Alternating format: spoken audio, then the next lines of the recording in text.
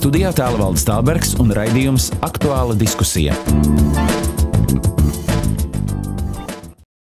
Esiet sveicināti, cienījamie radioklausītāji un televīzijas skatītāji. Priecājamies ar jums tikties un lai Dievs svētī. Esam raidījumā Aktuāla diskusija.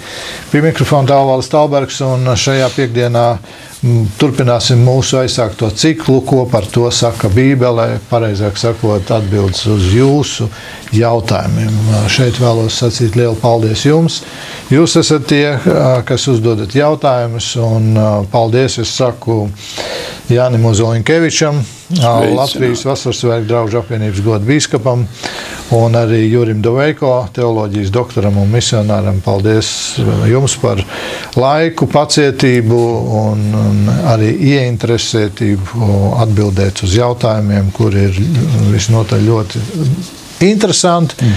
Un reizē arī, es domāju, nevienmēr jūs sastopaties ar šādiem jautājumiem. Bet šeit Latvijas Kristīgajā radio tā privileģija ir gan uzdot jautājumu, gan atbildēt. Raitis jautā. Viņš vispirms saka, pateicos par jūsu raidījumu,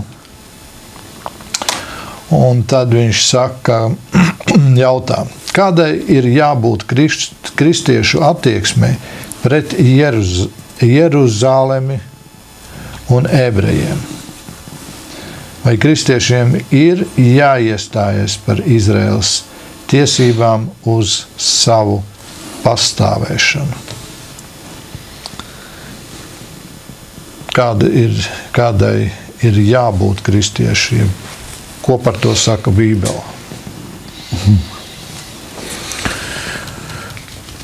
Es domāju, tā vienkārši to jautājumu nesarežģījot.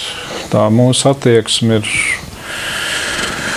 es tagad neteikšu pret Izraēlu valsti, bet es teiktu pret ebreju tautu, pret veco derību, pret vecās derības rakstiem un kopumā par šo viss tā siltākā un viss tā labākā, jo tur no turienes mēs esam saņēmuši pestītāju un mēs esam pateicīgi par to. Bet te jau var ieslīgt vienmēr tādās radikālās pozīcijās. No vienas puses vispār abstrahējoties no Izraēla, tāda kā viņš nebūtu, tāda kā tas jautājums vispār mūs neskar absolūti un pilnīgi, jeb arī tā dievināt un tā pacelt tādā piedestālā, kā es atceros pirms manas studiju kolēģis Vācijā, viņš pats bija no Libānas kaut kur tur no tiem rajoniem. Un tad viņš teica, cik skumji kādreiz ir, kad arābu kristieši, tādi patiesi, viņi tiek zemāk vērtēti un vispār netiek ņemt vērā kā Izraels, kas ir neticīgais Izraels, bet tas ir, tiek godāts un slavināts, te pašā laikā kaut kas cits vispār netiek redzēts. Un tas tāds galības, varbūt tās, kur mētājās no vienas uz otru kādreiz. Ja? No tā vajadzētu izvairīties. Es domāju, ka Bībelē ir rakstīts, es tā vēl vakar klausījos, ka ebreju robežām ir jābūt no Niedru jūras līdz Eifratas upei. Tā ir rakstīts vecā derībā. Viņai vēl tik tālu nav tikuši. Tā ir rakstīts, ko par to saka Bībele. Bībele saka no Niedru jūras līdz Eifratas upei. Un tā, ka viņi vēl tik tālu nav tikuši.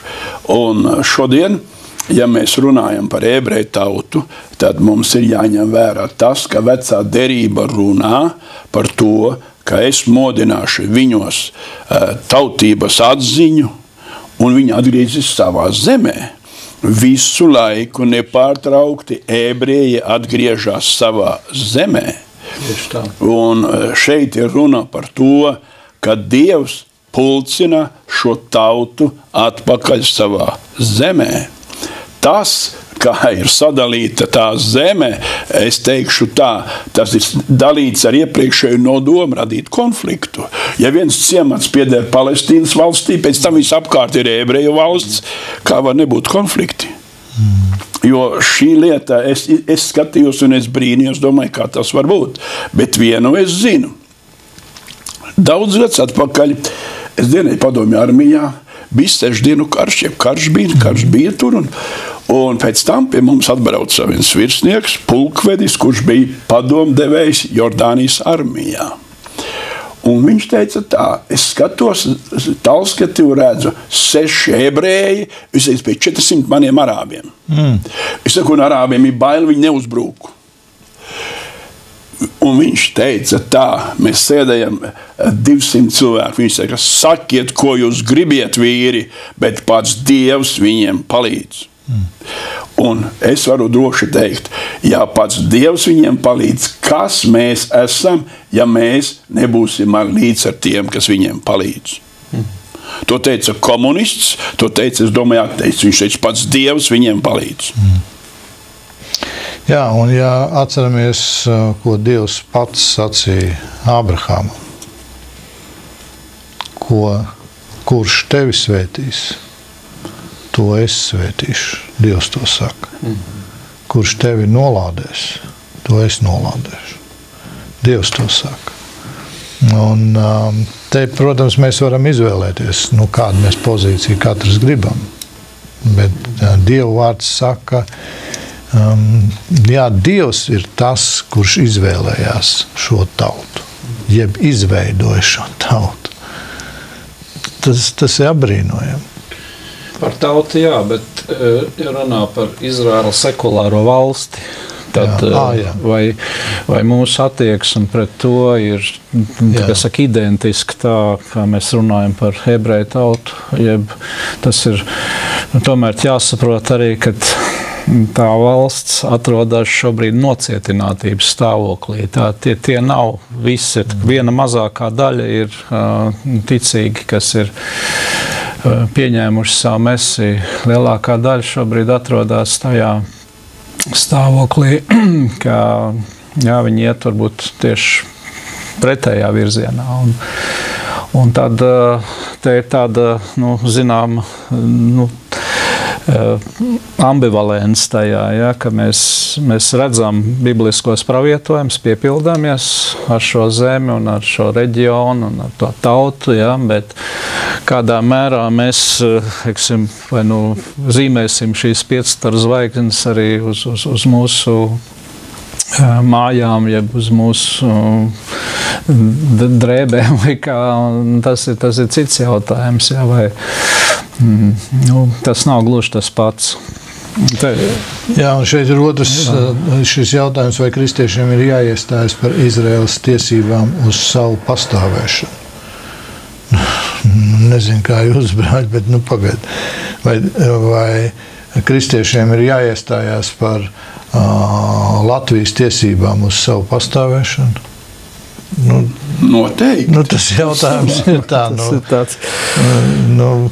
Katrai tautai ir tiesības uz savu pašnoteikšanos. Katrai tautai. Un ja kādi daudz gadus atpakaļ ir pielaiduši kļūdu, dalot šo zemi, Bībelē rakstīts, viņi ir dalījuši manu zemi. Tas, diemžēl, es momentā nepateikšu, kur tas ir, bet viņi sadala manu zemi, uz ko es viņam neesmu devis tiesības. Paldies. Te ir vēl jautājums diezgan tāds interesants par to, par aizvietošanas teoloģiju. Te jautātais prasa, un vai esat dzirdējis kaut ko par aizvietošanas teoloģiju? Ja? Tas ir interesants jautājums, jo savulaik tradicionāli lielā baznīca ir redzējusi sevi kā Dieva tautu. Tikai un vienīgi. Un līdz ar to, pirms 2. Vatikāna koncila, tas bija ļoti tā cieti risināts un ļoti tā strikti, kad bez šīs baznīcas citas Dieva tautas nav vairāk.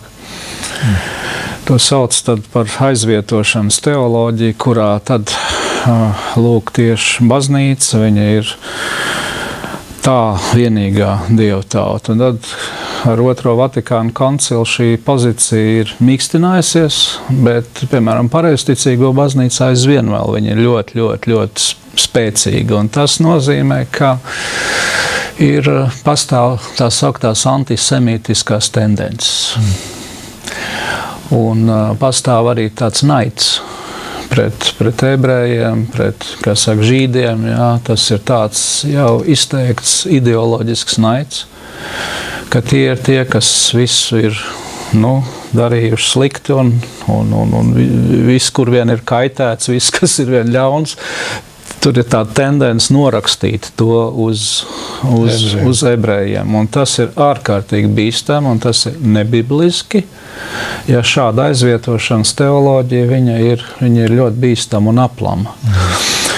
Mums ir jāskatās Bībelē un jāredz, ka Dievam ir plāns ar Izraēlu. Un tas ir visvairāk aprakstīts Romiešu Pāvila vēstulē romiešiem 11. nodaļā. Un tur ir teikts, piemēram, tā. Es jūs, brāļi, negribu atstāt neziņā par šo noslēpumu, lai jūs nekļūtu pašgudri, proti, ka vienai Izraēla daļai sirds tikusi nocietināta, tad vienai Izraēla daļai sirds ir nocietināta, līdz kamēr pasaules tautas visā pilnībā būs iegājušas. Un tad ir tas skaidrais apliecinājums, ka beigās viss Izraels tiks glābts. Tad šobrīd viena daļa, varbūt tā mazākā, bet būs laiks, kad viss Izraels būs glābts. Un tas parāda mums perspektīvu, ka mēs nevaram šādu replacement, jeb šo aizvietošanas teoloģiju lietot. Un, ja mēs to darām, tad mēs esam uz bīstamu ceļu, jo Dievam ir plāns ar šo tautu arī tālāk. Jā, Iveta jautā. Mums abām ar draudzeni ir radies jautājums saistībā ar rakstu vietu Jāņa evaņģelijā 8. nodaļā 3. pantā, konkrēti 5. pants, kur sieva pieķerta laulības pārkāpšanā, ņemot vērā 5. Mūzes grāmatas 22. nodaļu, sākot ar 13. pantu. Kāpēc tikai sieva tika vesta Jēzus priekšā sodīšanai, nevis abi vainīgie kopā? Šeit ir tā uzrakstīts, un kāpēc to darīja šie farisēju rakstu mācītāji, mums nav paskaidrojums, bet viņi atveda vienu. Kaut arī mēs skaidri zinām, ka Mūzes bauslī prasīja jābūt vestu nomētāt ar akmeņiem. Bet tur ir izņēmums. Jā, tur tas notika, laulības pārkāpšanā. Jā, pienākta, jā. Tātad šeit ir lieta tā, ka mums ir grūti šodien pateikt, kur palika šis vīrietis, bet ņemot vērā Jēzus attieksmi pret šīm lietām, Jēzus redzēja, manuprāt, kaut ko vairāk un dziļāk, un viņš klusēja. Viņš uzdev jautājumu, kurš ir bez grēka, metiet pirmais akmeni. Un tad tie pārējie visi nomierinājās, viens pēc otra aizgāja. Tātad Jēzus redzēja, kā viņu dzīvē, kaut vai šai gadījumam ir kāds grēks, kāda lieta, kuru viņi Jēzu kārdinādam darīja. Un tāpēc arī Jēzus teica skaidri un gaiši. Viņš teica, ja šie nav tev pazudinājušies, arī tev nepazudina. Bībele nesniedz sīkāks skaidrības par šo lietu. To pasaulē cilvēki lauž ķēpus un domā, kāpēc. Es negribu būt gudrāks par Bībeli. Jā, es arī to varu teikt, ka šeit pēc bauslības strikti ņemot ir abiem diviem bija jābūt, tas ir arī rakstīts ne tikai minētajā vietā, tas ir arī Levītu 20.10.3. Mūzes grāmatā, jā. Tātad abi divi ir gan pavedējs, gan pavestā, jā, tas ir, būs jāatbild. Tad šeit ir bijušas diskusijas ļoti daudz vēsturē, kristietības vēstures gaitā. Šis teksts ir izraisījis ļoti daudz diskusijas. Un tad viena no tām ir, kur tiešām tas vīrs ir palicis. Varbūt viņš ir aizbēdzis, varbūt viņš ir, nezinu, kaut kas ir ar viņu noticis. Greizsirdīga vīra vai farizēja grupas izprovocēts jautājums. Bet te ir kāda interesanta lieta, kas varbūt ir jāredz arī, ka līdzīgi kā ar to monētu gadījumā, kad viņam rādīja monētu un saka, es savādāk gribēju teikt, vai ir jāmaksā nodokļi, jā, un tad viņš parādīja monētu un teica, vai ne? Ko tu redzi uz to monētu? Jā, un tad maksā ķēzaram, kas ķēzaram, un dievam, kas dievam. Viņš izgāja ārā no situācijas apbrīnājumi gudri, un šajā gadījumā viņu gribēja iespiest pilnīgi stūrī ar šo gadījumu. Jēzu. Jā, vai nu viņš būs pret Mūzes likumu, viens no diviem, vai nu viņš būs pret to, kas ir skaidri rakstīts, un tā viņš būs noziedzies pret Mūzu, teikdams, jā, vajag apžēlot, pieņemsim, jā, vajag piedot, vai kā, bet rakstīts ir vārdā, ka vajag nomētāt rakviņa. Un otrā gadījumā, ja viņš teiktu, jā, vajag nomētāt rakviņiem, bet tūlītās pat vajag tiesu. Tad viņš būtu vainīgs pret Romas likumu, kas aizliedz nāves sodu izpildīšanu. Viņu gribēja iespiest šaurā vietā, šaurā situācijā, no kurienes viņš izgāja ar apbrīnojamu gudrību, un tā jau Jānis teica, viņš redzēja kaut ko dziļāku. Un šo lietu varbūt apgaismoja, ja, tā no dziļumiem, jo šī 8. nodaļa pa gaismu runā tālāk, vai ne? Es esmu gaisma pasaulē, šeit tika apgaismots grēks. Jā, un te ir tā interesanti, protams, pēc bauslības un tas jautājums, kāpēc, bet tad ir cits jautājums. Ja manī rodas šāds jautājums, tad pagaidi, es nesaprotu to būtību, kad šodien tev un šodien abiem, kas ir grēkojuši, ir iespējams nākt pie Kristus un lūgt piedošanu. Tā ir tā būtība, ko Jēzus parāda iepratim. Un viņš saka, ej un negrēko vairs. Un tur ir vēl tālāk, lai tev nenotiek kas ļaunāks. Nedara to vairs. Ja tu esi atnācis pie Kristu, un šodien ir iespējams nākt pie Kristu.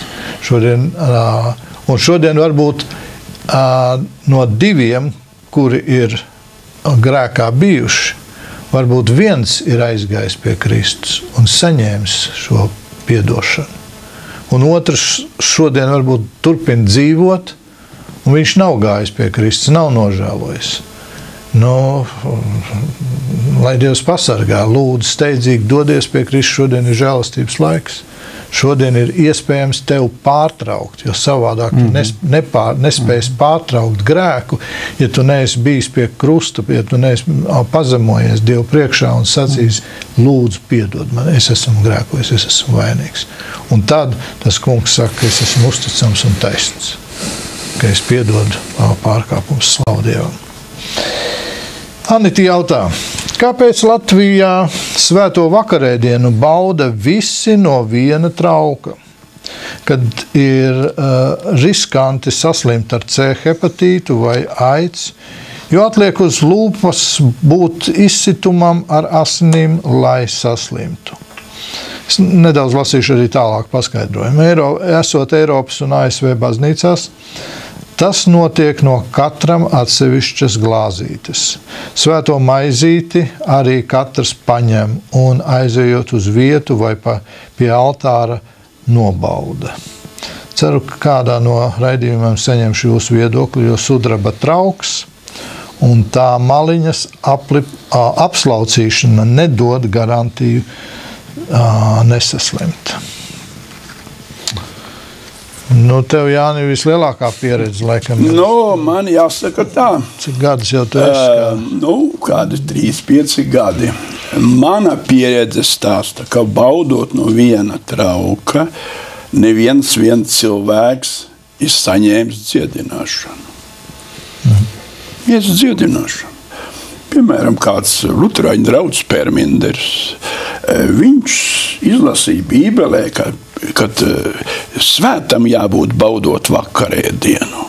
Viņš man pats teica, es nedēļu nelamājos, nepīpāju, nedzēru.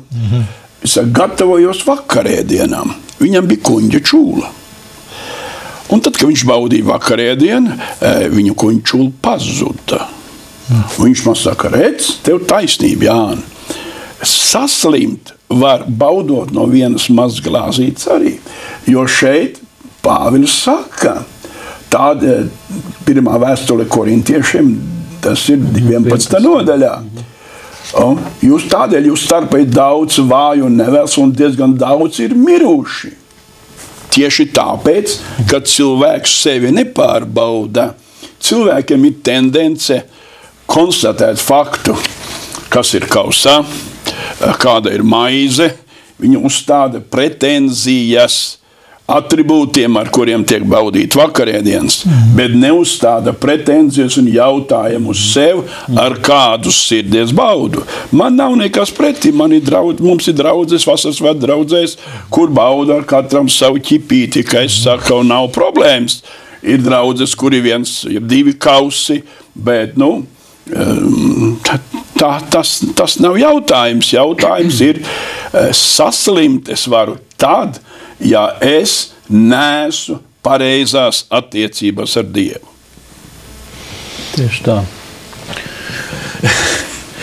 Es vairāk par visu šeit baidos, ka tas jautājums par vakarēdienu baudīšanu, viņš pāriet no svētā vakarēdienu baudīšanas uz kaut kādu citu, es nezinu, uz kluba mīlestiņu vai kaut kādu tādu pavisam citu lietu, jo ja tas ir svētais tiešām vakarēdienas, tad attieksme pret viņu ir tāda, kāda ir rakstos. Jānis vienu lietu nocitēja, es te redzu tai pašā korintiešu vēstulē 1.10. nodaļā, kur teikts, svētības kauss, ko mēs svētījām, vai tas nav savienošanos ar Kristus asinīm, maize, ko laužam, vai tā nav savienošanos ar Kristus miesu. Tad tā ir tā attieksme, kur mēs ieņemam. Un pirmām kārtām jau kungs un apustuļi, vai tad viņi nezināja par iespējām saslimt vai nesaslimt. Tas viss ir tāds jauno laiku idejas un idejas, kuras ir svešas rakstiem. Jo mēs aizvien lasām, kā šajā vietā jau nolasītajā, kā arī citās, un viņš ņēma biķeri un pateicās un deva tiem un sacīja, dzeriet visi no tā. Tad tur kaut kādas, iekaus vaļā, vai ne? Dzeriet visi no tiem. Tikai tai gadījumā, vai ne, jūs esat šajā laikā, kad vēl nav kaut kādas tur slimības vai kaut kādas bīstamības vai vēl kaut kas tāds, tas ir vienkārši izslēgts, tas ir ārpus. Ja mums ir darīšana ar savienošanos ar kunga miesu un asinēm, vismaz manā domāšanā, cik es rakstu saprotu un kā es arī to gribu praktizēt, nav vietas tādai domāšanai, kas tagad būs ar slimībām, kas tagad būs varbūt, ka tur var aplikt ar AIDS vai ar C hepatītu.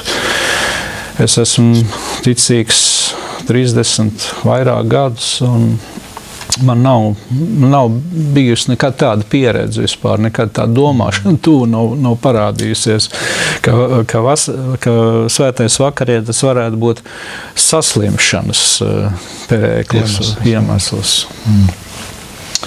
Jā, tad tas brīnums, jeb tas dievišķā klātnība, tā ir brīnišķīga, tas nav izskaidrojams.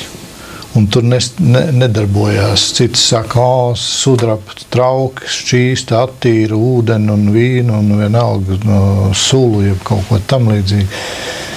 Nē, es esmu arī pārliecināts par to, ka Dieva klātnība to dara. Un Dieva klātnība nekad tevi nedarīs slimu.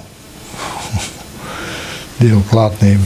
Bet, protams, es zinu draudzes, kur tiek dot iespēja gan tā, gan tā. Gan biķers, gan nav jāuzspiež. Tagad visiem noteikti, biķers. Ka nē, jā, tas nebūs tas. Jā, laiki ir mainījušies. Jā, bet arī tāpat laikā, kāda laika mainījušies? Bija mēra epidēmija. Tas pats bija daudz smagas situācijas cilvēces vēsturē. Bet Dieva žēlstība ir pār visam.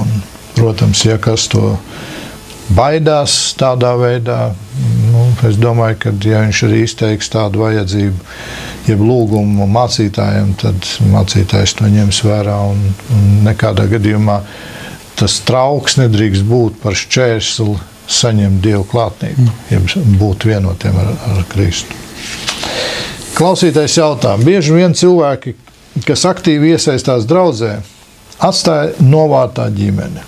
Vai tas ir pareizi? Vai tiešām tās ir pareizas prioritātes? Šāda mācība ir zināma draudzē, tagad arī Latvijā. Dievs, draudze un kalpošana, ģimene un tad vispārējais. Vai Dievs tiešām var likt kādam pamest vīru vai sievu un bērnus, lai nodotos kalpošanai?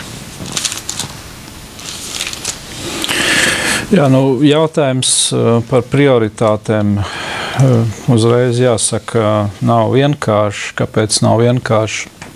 Tāpēc, ka vienmēr viss var izmantot par iegānstu. Var izmantot, piemēram, aizbildinoties ar kaut kādu lielo kalpošanu, jā, kāds varētu aizbēgt, izvairīties no saviem tiešajiem pienākumiem un tam līdzīgi un tā joprojām. Tāpēc tas ir jautājums, kurš nav vienkārši tikai abstrakt risināms, viņš ir risināms arī kontekstā ar konkrēto cilvēku, ar konkrēto situāciju. Ja? Jo var visu pervertēt un sagrozīt un tad izlikt šo karikatūru kā piemēru, ja? kā nevajag darīt. No otras puses, es gribētu, ja man liekas, ka šajā jautājumā vīd kaut kāda arī sekulārā humānisma nots, arī pat reliģiozā humānisma nots un psiholoģija un tam līdzīgi, kur viss riņķo ap cilvēku, ap mani, ap to, kas man ir izdevīgs, kas ir manas vēlmes, kas ir, kur Dievs riņķo man apkārt un viņš gādā par mani, lai es vienmēr labi justos un lai es būtu harmonijā. Tā laikā, kad Bībelē nav šāda centra, jeb šādas attieksmes, ir arī sevis aizliekšana un ir ļoti, ļoti skaidri vārdi rakstos evaņģēlijos par to, kas negrib aizliegt sevi, kas negrib sekot man, tas nav mans cienīgs un Kristus ir centrā un viņš ir absolūta vērtība un Dievs ir absolūta vērtība. Tas vienmēr ir redzams, tas teocentrisms ir varbūt ļoti aizmirsta lieta mūsdienās un protams, ka to var sagrozīt un to var arī kaut kādā sevi izdevīgā gaismā pagriezt, bet es tā dziļā principā skatos, ka ir tāda lieta, kā kādreiz, kādos gadījumos aizliekšanās, sevis aizliekšana un Dieva interesi ir absolūti pirmā vietā. Labi, sevis aizliekšana, bet no ģimene. Tas arī ietilpst, tur arī runa ir par sievu un par bērniem. Ir rakstos par to teikts, mēs lasām evaņģēlijā, kad arī tas ir iespējams kādos gadījumos. Ļoti interesants šis jautājums, un vakar mēs raidījumā Laikzīmes tieši lasījām šo rakstu vietu Lūkas evaņģēlija 9. nodaļa, kur pie Jēzus nāk viens un saka, es gribu tev sekot. Ir otrs, kam Jēzus saka, nāc man līdzi, seko. Jā. Un trešais ir, kā saka, kungs, es tev sekošu, bet ļauj man atvadīties no saviem tuviniekiem. Un tad Jēzus tik ļoti strikts to pasaka, kas skatās atpakaļ, tas nedara dievvalstības darbā, nav derīgs, kas nostājies pie ārkla. Un tad no tā gandrīz var saprast tā, ka tev ir jābūt tik ļoti tādam, ka tu faktiski, piedodiet, ka es tā salīdzināšu, bet aiziet tādā mūka dzīvē bezmaz, vai viss tur atvados no pārējiem un aiziet kopienai. Tas nav obligāti. Jā. Tā varētu, bet tas nav obligāti. Ir tāds ļoti, varētu teikt tā, grūti izteicama lieta. Bībelē rakstīts, kas ģimenes, sieva un bērns mīlē vairāk nekā mani, tas mani nav vērts. Ko nu darīsim, vai ne? Citā vietā ir sacīts, kas negādā par ģimeni, tas ir sliktāks par neticīgo. Divas lietas, kā viņas salikt kopā. Pamatā jautājums ir ļoti nopietnas. Kam mēs parasti gribam, un es teikšu tā, sievām patīk, ka viņa vīri cienīti, ievērojami mācītāji. Tai pašā laikā viņam ļoti gribās, lai viņš būtu pie viņas 24 stundas diennaktī. Un te ir tā problēma. Vīram būtu jābūt savu miesu krustā situšam, bet sievas miesai būtu jāplaukst. Tā daudzreiz cilvēki domā. Un tāda otrādi ar domā, vai ne? Un lieta ir tā, kad mēs ejam kristīgu ceļu. Man ir tāds zinām piemēri no kristiešiem, kur cilvēki nav sākuši kalpot mācītājiem par mācītājiem ātrāk, kamēr viņi nav vienojušies ar savu sievu. Sevišķi jauni, viņi ir brīdinājuši, ka es būšu mācītājs, un tas nozīmē, ka man zināmu laiku paņems ģimene. Manuprāt, sievai vai vīram, ko katrs tur kalpo kā ir, viņiem būtu vienam otru jāatbalsta, jāveicina viņu kalpošana draudzē. Un ja tas tā nav, tad tiek tā puse, kura kalpo vai pa svētdienas skolotājs vai kā, tad tas cilvēks, viņš tiek bremzēts garīgā kalpošanā. Un rezultātā tas var, es teikšu atklāt, slikti beigties. Jo Dievs savu godu nevienam nedod, un ja kāds negrib paklausīt, piemēram, ir tāds ļoti interesants stāsts. Džeims Grēviņš, kurš tika aicināts braukt uz Latviju studināt, sieva kategoriski nostājas pretī, jo viņa bija dāniete, un viņa negribēja braukt uz Latviju. Kas tā pa zemi? Es teikšu godīgi, viņa nonāca autā katastrofā. Un tad, kad viņa gulēja slimnīcā gultā, Dievs teica, brauc uz Latviju. Viņa atnāca vīrs, viņa teica, es izveselošos, mēs tūlīt brauksim. Dievs teica, es gribu to darīt, viņam jābrauc un te viņu jāatbalsta. Un, kad viņi atbrauca šeit, viņi viens otru atbalstīja. Un es ieteiktu vienam otru atbalstīt, vienam otru stiprināt. Ja arī dažreiz Dieva darba dēļ mums ir jācieš grūtums, problēmas, savā garīgā dzīvē es piedzīvoju, atbraucot no Krievijas, atbraucu mājās, manā mājā ir +6, jo ogles nedeg. visi mani 3 ģimenes locekļi slimi ar saukstēšanos. Ja es būtu dzirdējis vienu vārdu, tu vairs nebrauksi. Jautājums bija, kā Dievs tev svētīja? Dabīgi es tūlīt kūru darīju visu iespējamo. Ir ļoti svarīgi, lai vīrs un sieva viens otru atbalstītu garīgā darbā, lai viņiem abiem Dievs būtu pirmā vietā. Jā, šeit, es domāju, neapšaubām ir pareizi. Pirmais ir Dievs. Jā. Un tad seko nākošais. Un te, protams, ir jāatrod tas balanss pareizais. Jo, ja ir vienīgi un tikai draudzē, un ģimene nedēļu dzīvo, ja mēnešiem dzīvo plus 6 grādos. To var pervertēt pilnīgi. Jā. Bet es vēl gribēju iebilst. Viena lieta ir par šo lietu runāt, kad vairāk vai mazāk viss ir kārtībā un nav tāda ekstrēma apstākļi. Ja? Un otra lieta ir, kad ir, piemēram, dzīve totalitārā režīma apstākļos vai vajāšana apstākļos. Un tad kādam kalpotājam tā var būt ļoti reāla izvēle.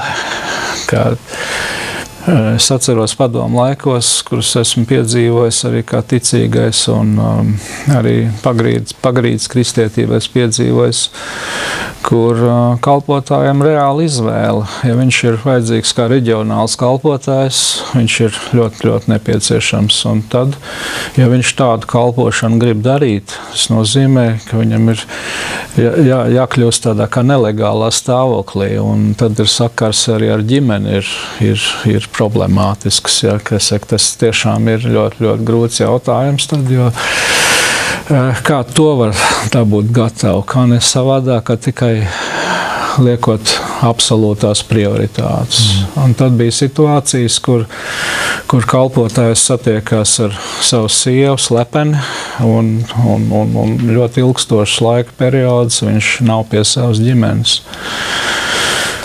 Par to var runāt tā vai savādāk, bet tā ir realitāte. Un toreiz tāda bija, un es esmu klausījies par kristiešu vajāšanām tuvajos austrumos un tālajos austrumos, un tur ir tāda situācija arī, kad ja kalpotājs ir, viņš dara savu darbu, viņš var būt apmelots par kaut ko pilnīgi aplami un nepareizi, un viņš tiek paņemts cietumā, tiek ieslodzīts arī uz vairākiem gadiem. Un viņam, pieņemsim, stāv alternatīva priekšā. Jā, var slēgt kompromisu ar tiem, kas to piedāvā, un izbēgt varbūt no šāda cietumsoda. Bet tas ir neiespējama sirdsapziņa, un tad ir tā, kā ir. Un tās ir reāls vajāšanas Kristus dēļ, kuras arī notiek šobrīd pasaulē.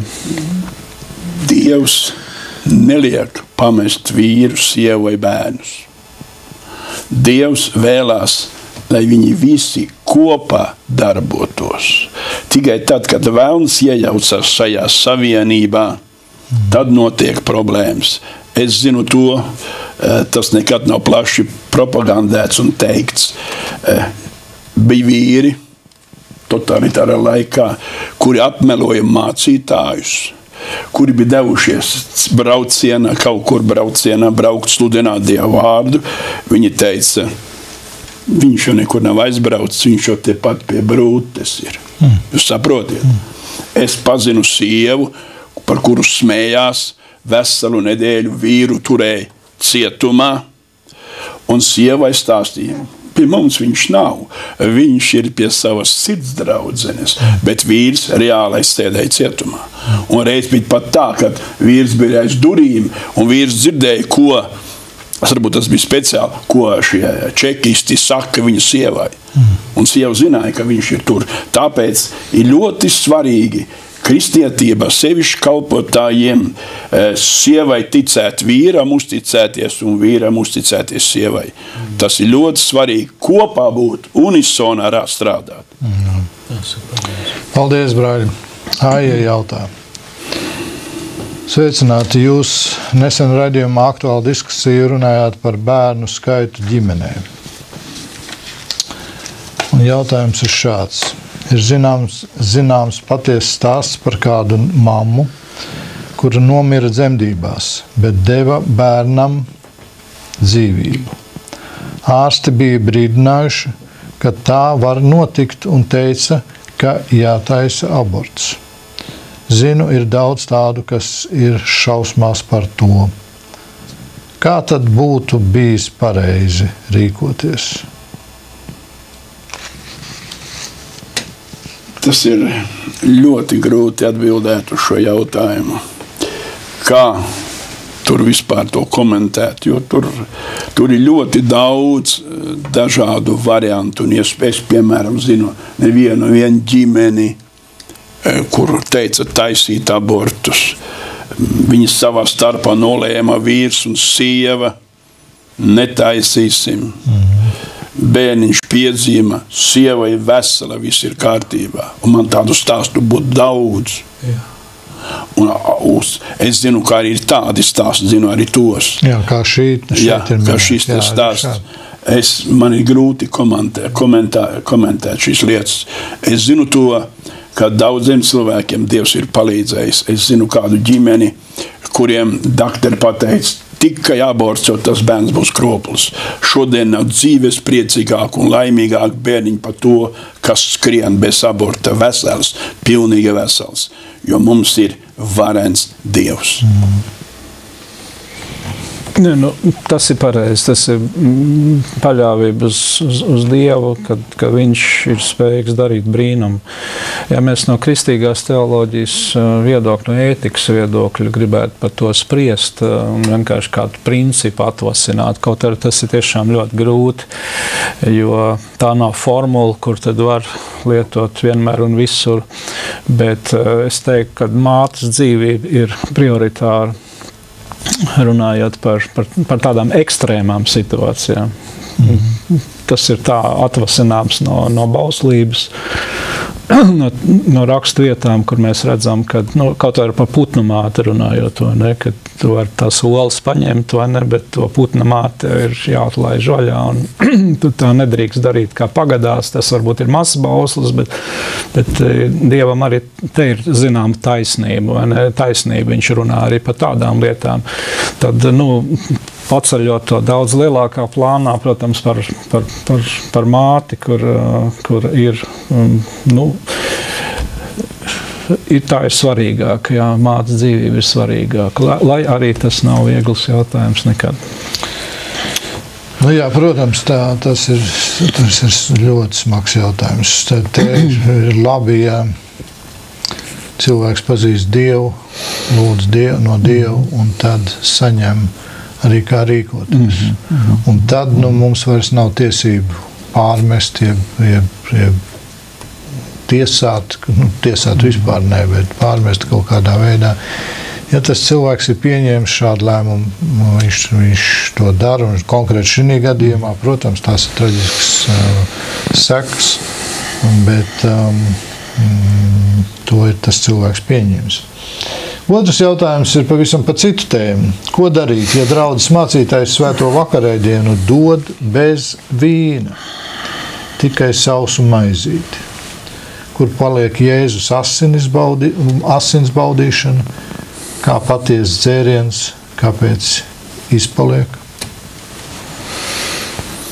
Tie ir neatbilstība Dieva vārdam. Dieva vārds saka, ņēma maizi, pateicās, pārlauza un sacīja, ņemiet, ēdiet, tā ir mana miesa. Un pēc tam pārlauza, un tāpat arī kausu pēc vakarēdiena.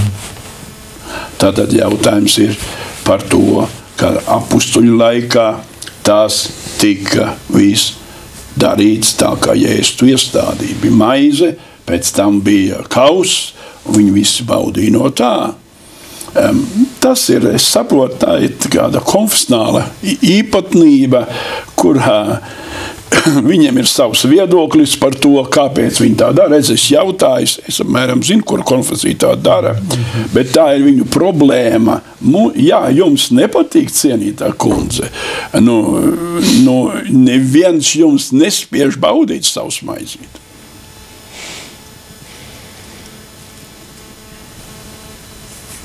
Jā, lūdzu. Jā, tas ir līdzīgi sakāms. Es arī teiktu, ka dokuments mums ir svētie raksti, kur mēs varam skaidri redzēt, kā tiek vakarēdienas svinēts.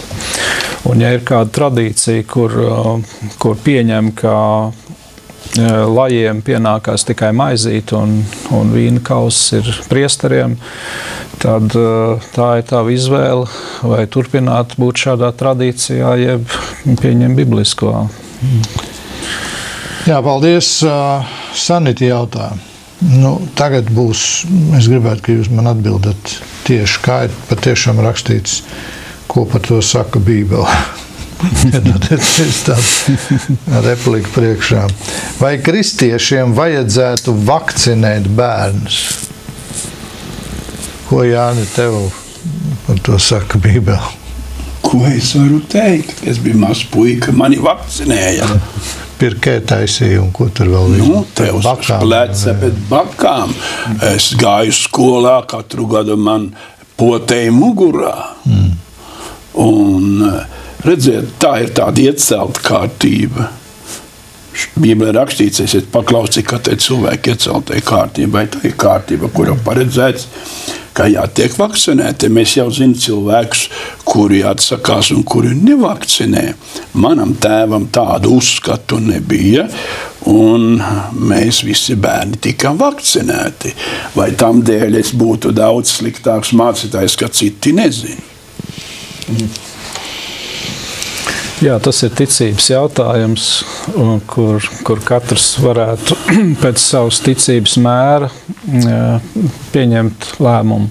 Es arī esmu tāpat vakcinēts, kā man neviens nejautāja, neprasīja man piekrišanu, tas viss tika darīts centralizēt toreiz.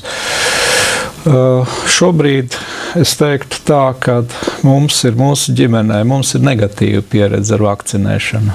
Kaut gan mēs esam to darījuši. Un tāpat vienkārši kā pēc inerces, jāsaka, daudz nedomājot, bet mēs esam 2 gadījumos redzējuši tieši negatīvas sekas, kas izraisa ausiekaisums bērniņiem un citas lietas. Un es esmu dzirdējis arī par to vēl. Tāpēc es šo jautājumu varētu pacelt tādā bišķiņ citādā līmenī, ja, ka te vajadzētu lūgt Dievu un pēc savu ticības mēru rīkoties, jo iespējams ir, ka to nevajag darīt, bet strikt pateikt un dogmas veidā pateikt šeit nav iespējams, jo tas ir... Un vēl jau vairāk vai kristieši. Jo te jau vienalga, vai kristietis vai nekristietis. Te jau, piedod man, ja ir komplikācijas pēc vakcīnas, tad vienalga, vai kristietis vai nekristietis.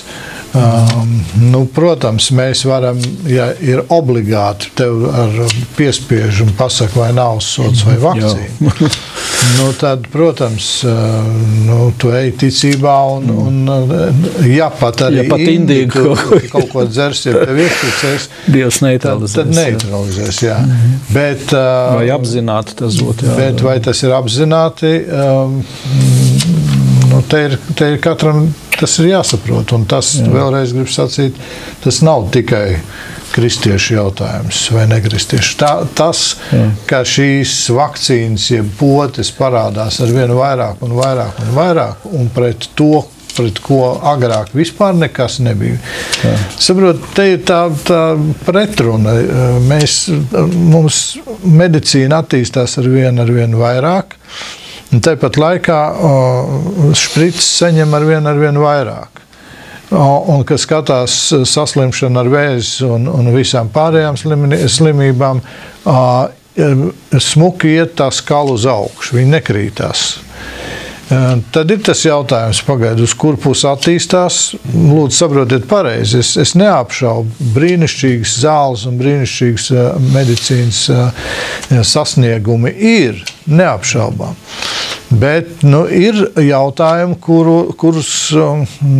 kuri uzdod tev uzdevumu padomāt par to, pagaid, kā es rīkošos. Un, protams, ja mēs esam kā dievbērni un kā kristieši, tad ir ļoti daudzkārt pagaid, vai es tikai paļaujos uz vakcīnu, vai es paļaujos uz vakcīnu un tu vai es paļaujos tikai uz to kungu. Es jums došu kādu citu piemēru. Mašīna. Jāni, tu slēdz mašīnu ciet, un tev, kad tu nospied pultī podziņu, tev ir tāds pik. Jā, ir. Aizslēdza. Un tā tad tev ir signalizācija. Jā. Un tev kā bīskapam vajadzētu būt signalizācija. Tas kungs taču sūtīs eņģeļus un tev pasargās. Man nevajadzētu, bet mašīnai derētu. Mašīna pagaidi, jā, es runāju par mašīnu, jā.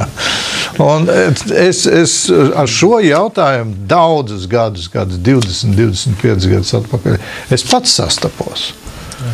Un man nebija signalizācijas, slava Dievam, es paļaujos to kungu, bet, labi, tomēr to mašīnu jau es aizslēdzu ciet.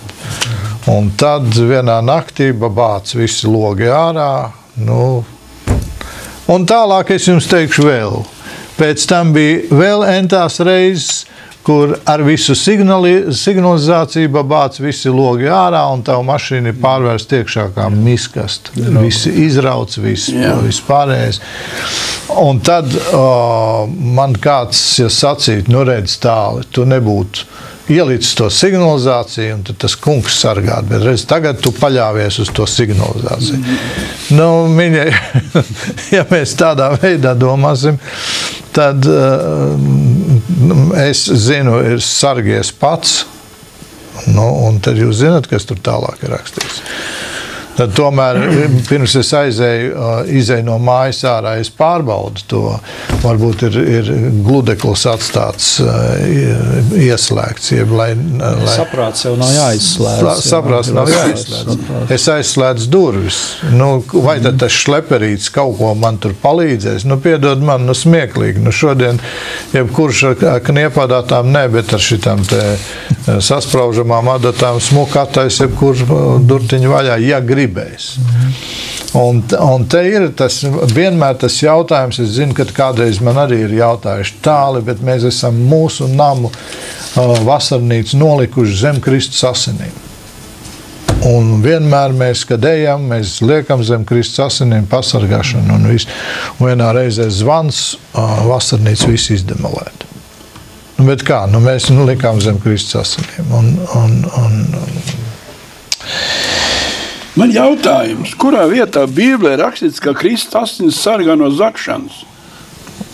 Kristus asins šķīst no visiem grēkiem, bet to, ka Kristus asins sargā no zakšanas, neesmu atrads Bībelē. Tu gribi vēl atbildēt, Jāni, kaut ko sacīt, ja ne, tad mēs... Es vairs negribu, es jau esmu izrunājies. Te ir garš jautājums. Te ir arī atsūtīts mums links. Tā ir saikne, kur internetā var noskatīties video. Es atvainojos. Kur ir atspoguļots vajāšanas, kādas ir pasaulē. Un konkrēti, kādas ir vajāšanas Kazahstānā.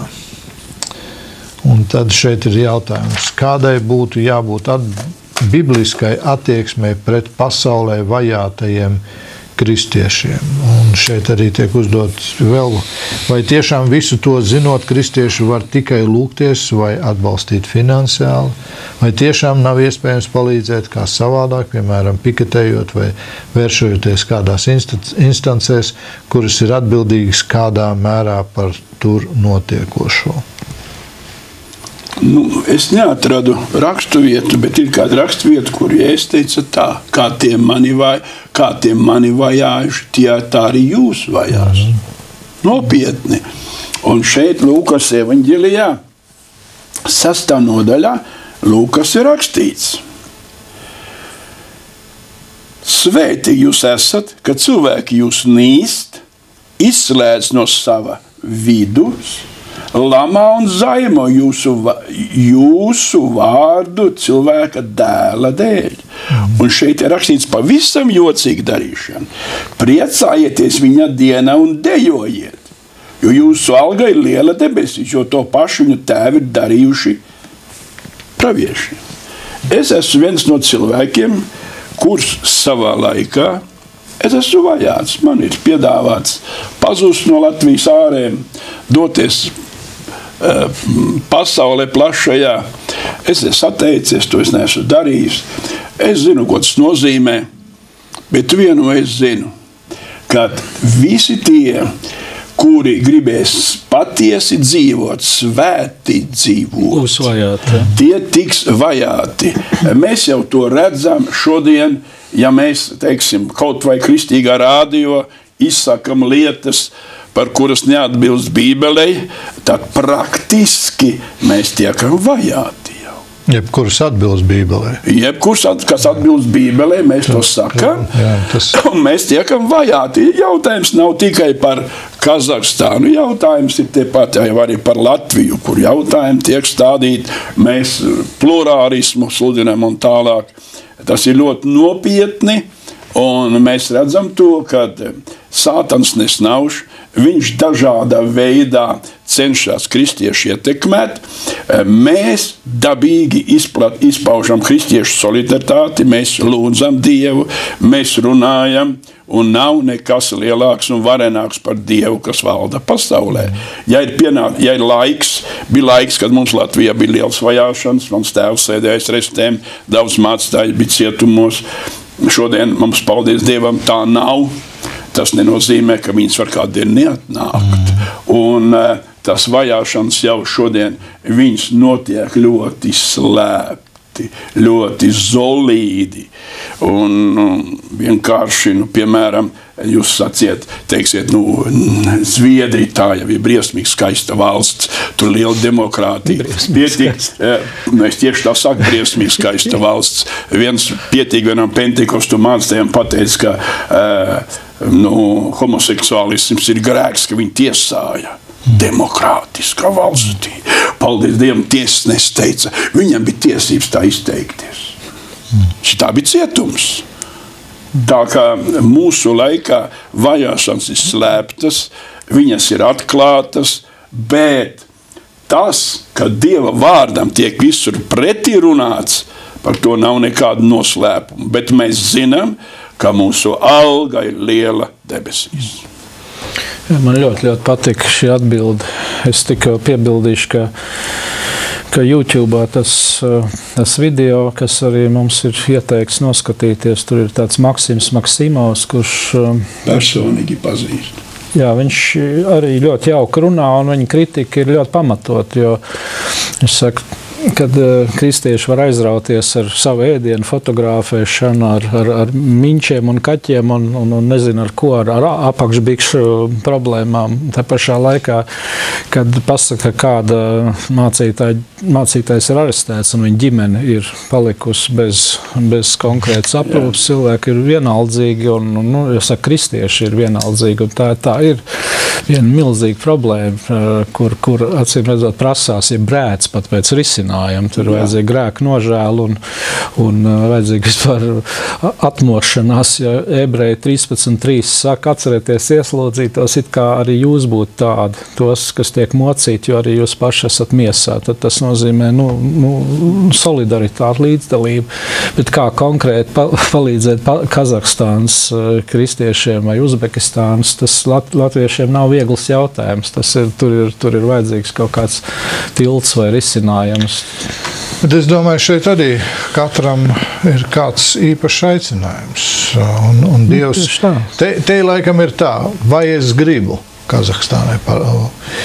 Katru gadu tagad notiek Zvaigzne austrumos akcija. Jā. Nu, vai es gribu tur piedalīties ar to kurpu kastīti, salikt iekšā bērniem kaut ko. Un tas ir viss. Un daudzi saka, es jau tā mazliet smējos un runāju ar Eisānu, mācītāju Eisānu. Viņš ievies tādu jaunu izdari manā vietā. Tad tajā akcijas laikā izdari manā. Ko tas nozīmē? Nu, es tev iedodu 15 ērikus un ir 20, nu vienalga. Un tad tu nopēc, nokomplektē to kastīti un izdari manā vietā. Es teicu viņam, tev arvien vairāk būs šāds, jo tas paver vaļā tādu, un šodien mēs cilvēki būsim godīgi, esam uz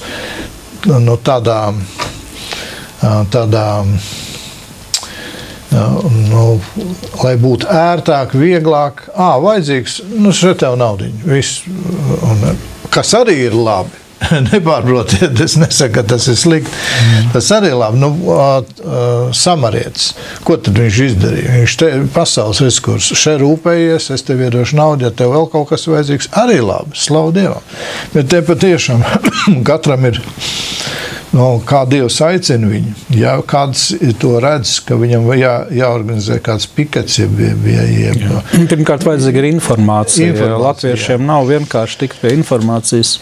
Un tādas vietas ir vai arvien vairāk, ar katru dienu vairāk un vairāk. Paldies, brāļi, jums. Laiks ir aizsteidzies, lai Dievs bagātīgi svētī, cienījamie radioklausītāji, lai Dievs jūs svētī, un ja tas kungs atļaus, tiksimies pēc nedēļas. Visu labu.